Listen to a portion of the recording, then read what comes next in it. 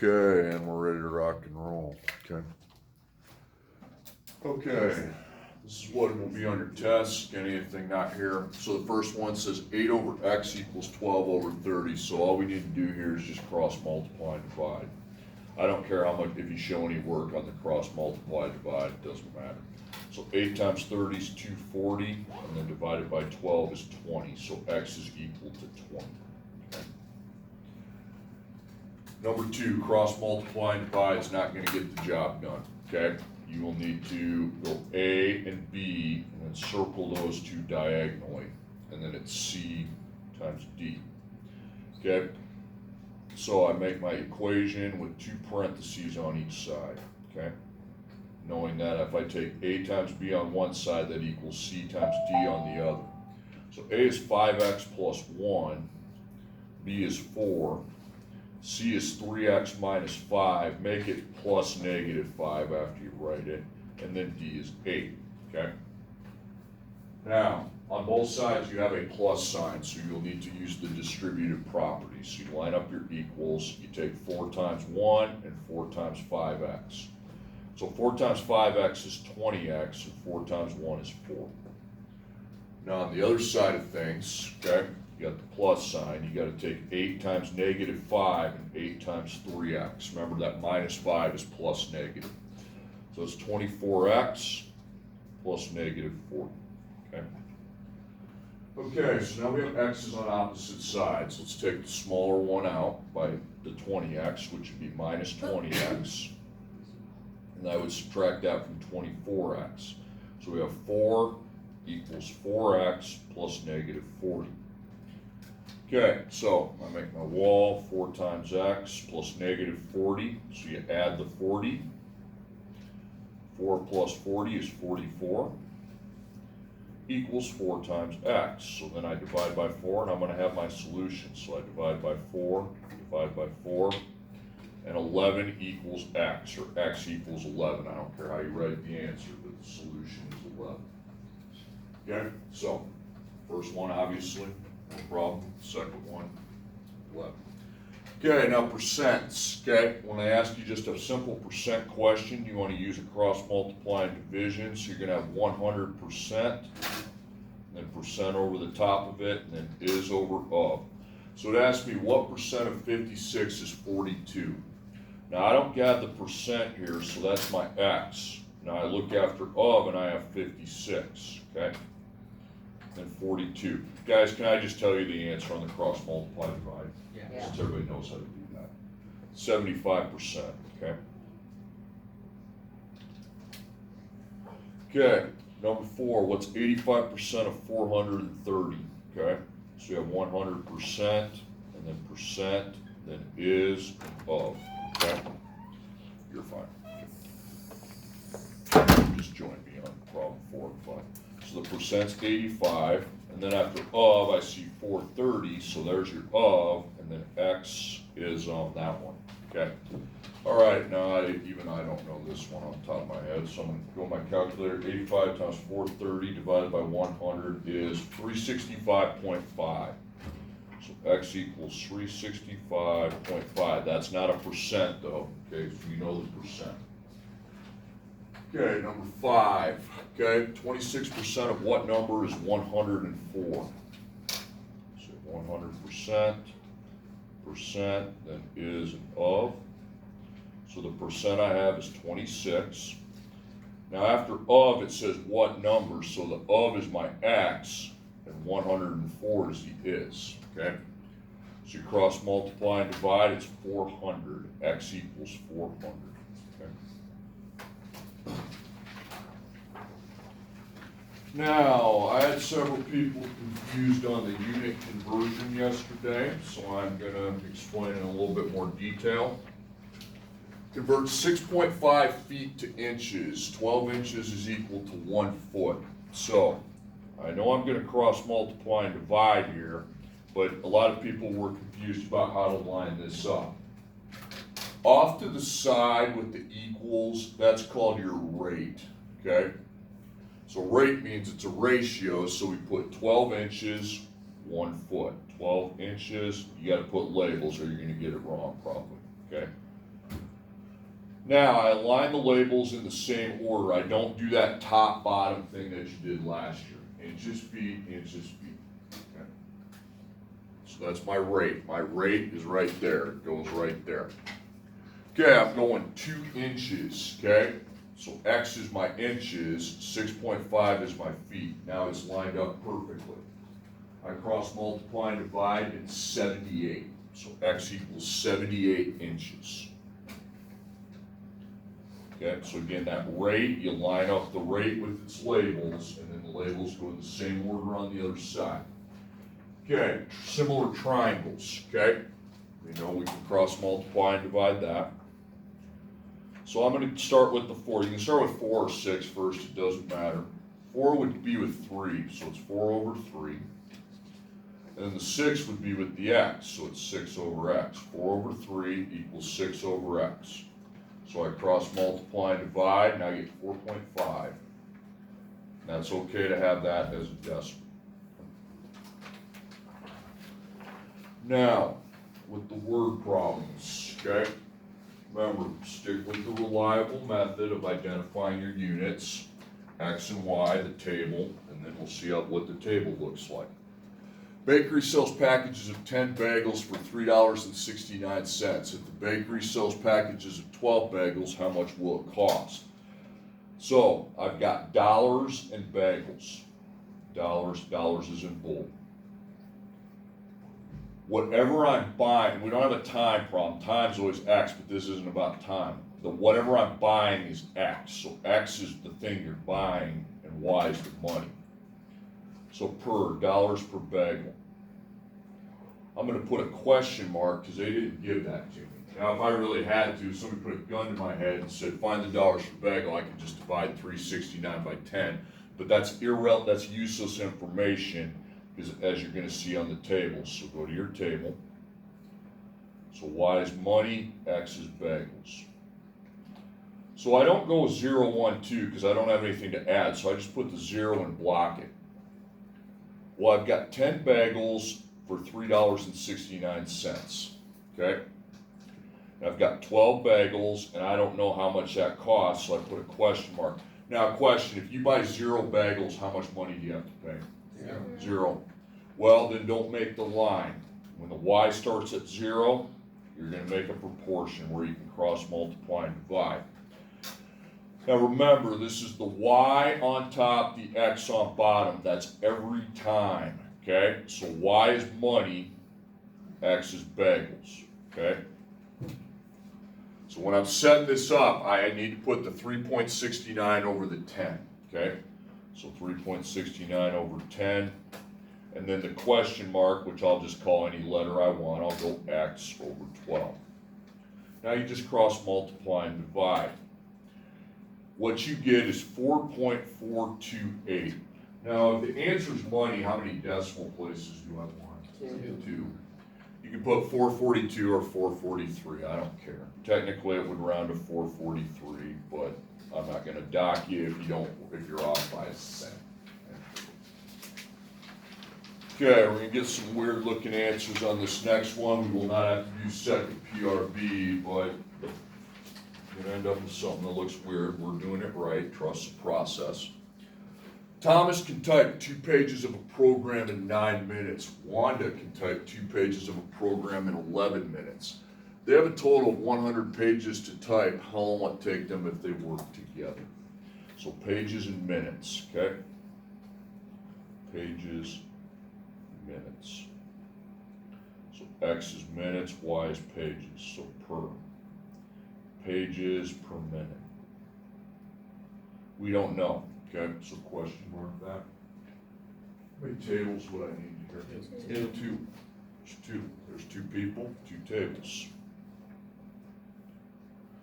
So XY, XY, and I have minutes and pages.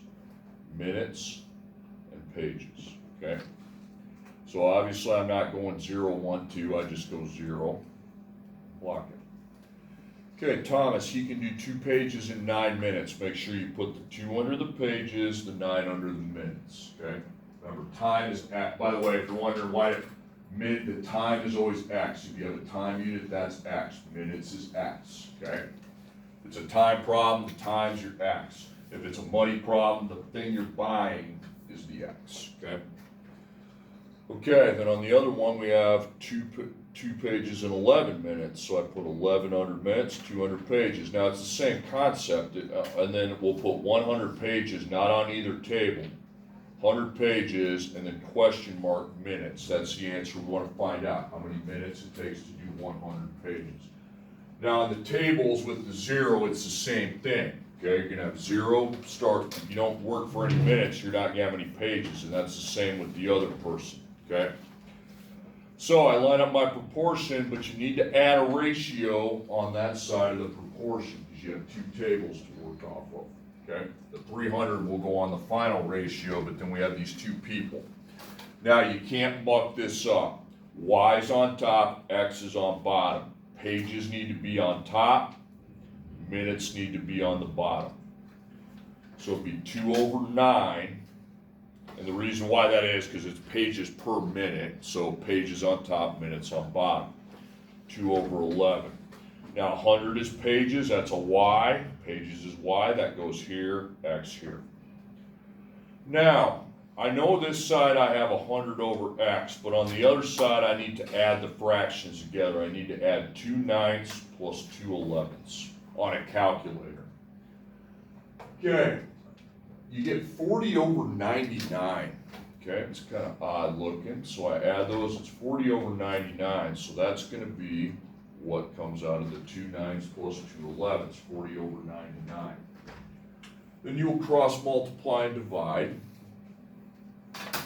and you get 247.5. X equals 247.5, and that is your answer. Okay. So kind of a weird looking answer, but that's correct. Now the next page I had many people confused yesterday, and I am going to simplify that explanation here. Okay. People were asking me, how do I know whether to use the box or whether to use the adjusted percent equation?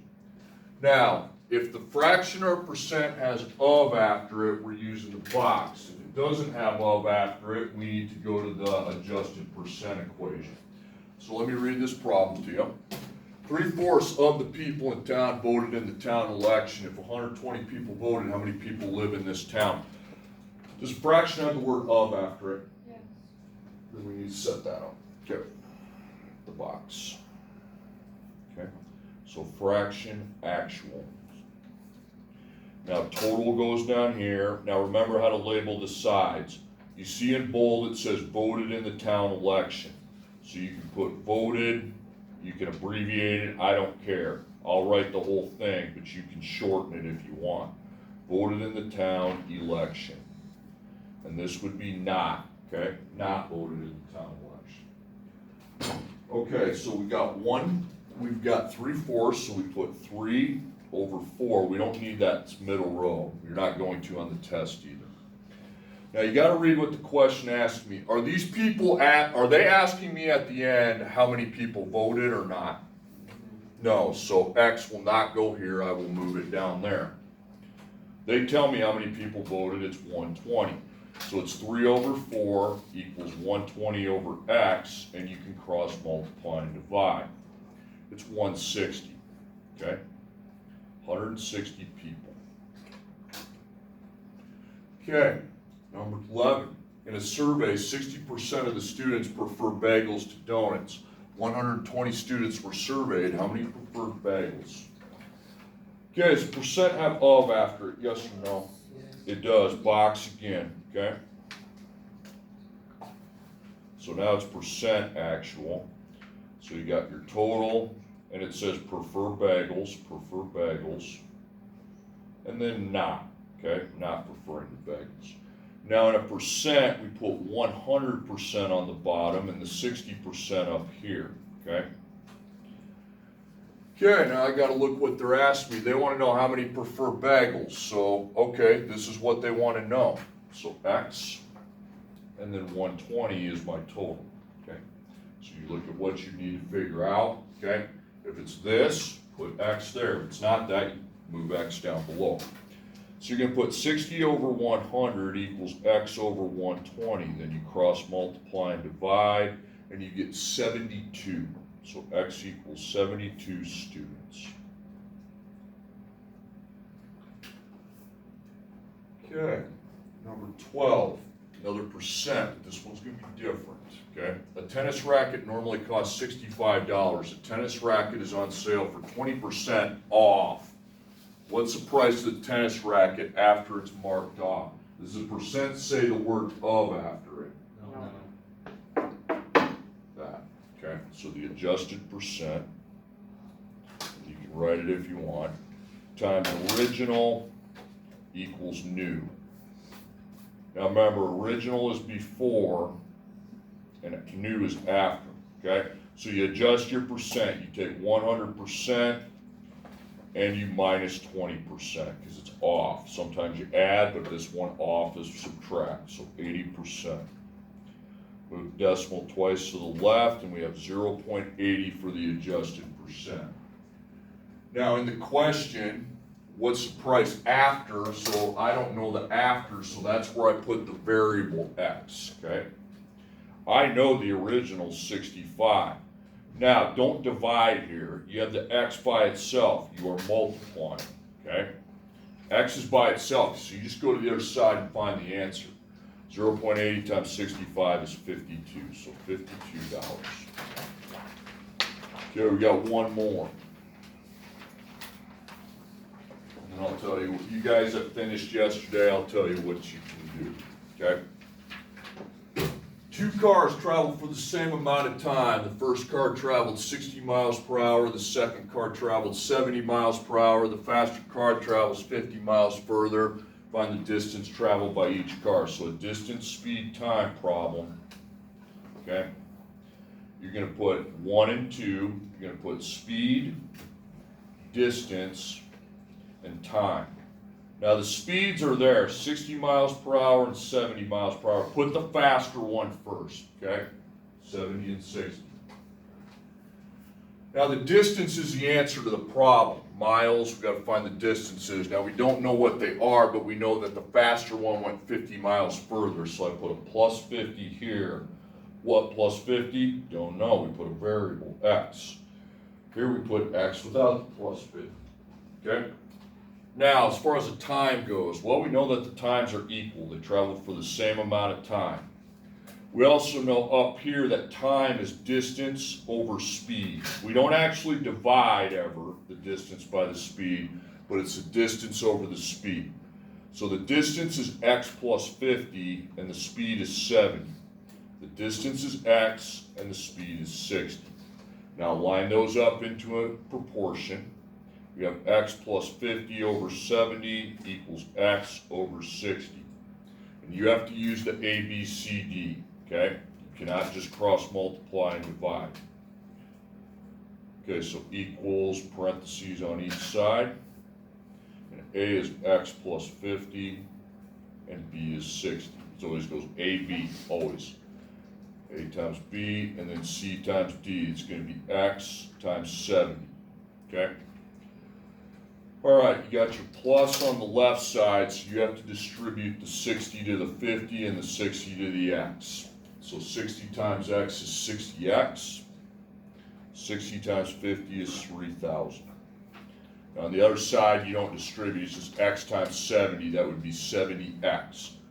Now, take out your smaller x, which would be the 60, because they're on opposite sides. And that would be 10x, so 3,000 equals 10x. Then we got 10 times x, you just need to divide by 10. Divide by 10, you get 300. So x equals 300. So 300 miles on the slow car, okay? The other one, you just add the 50 onto it, okay? Because you know we went 50 miles further, so plus 50 is 350, okay? Now, shut off my phone here.